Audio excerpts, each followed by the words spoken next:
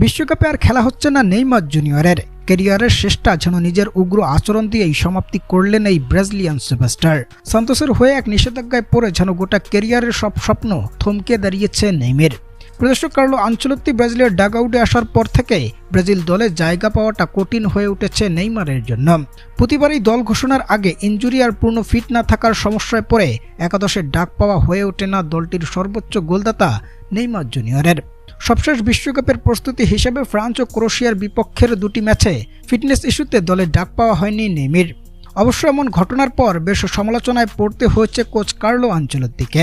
তাই 2026 বিশ্বকাপের জন্য চূড়ান্ত 26 জনের একাদশ ঘোষণা করার ঠিক আগে নেইমারকে নিবিড়ভাবে বিশ্লেষণ করতে চান এই ইতালিয়ান মাস্টারমাইন্ড কোচ।